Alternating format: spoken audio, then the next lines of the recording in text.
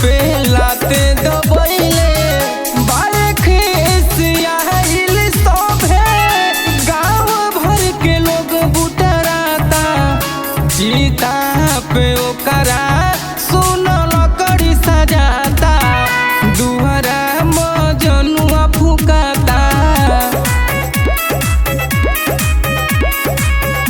दुहरा मजनुआ फुकाता।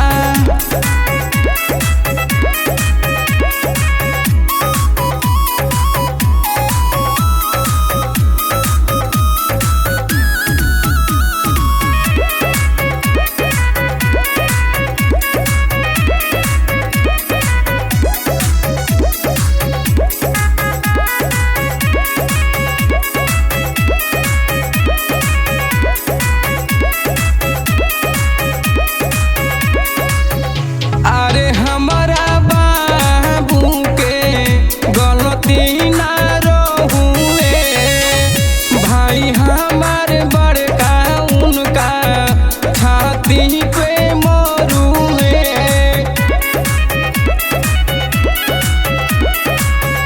अरे हमारा बाबू के गलती ना रहुए भाई हमारे बड़का उनका छाती पे मरुए।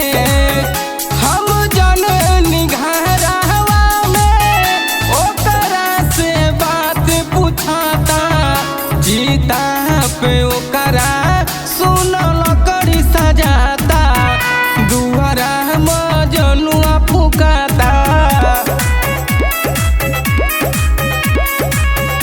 दुहरा मजनुआ फुकाता।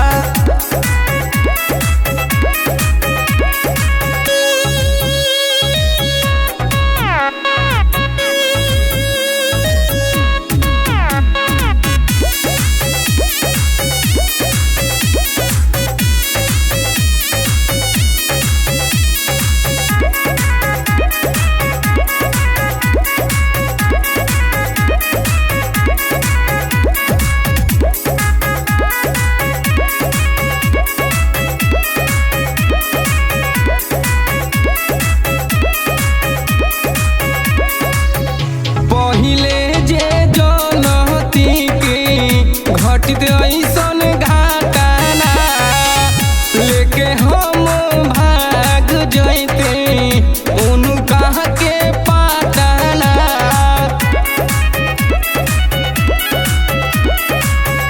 पहिले जे जनती की घटित ऐसन घटना लेके हम भाग जैते उनका के पाटना।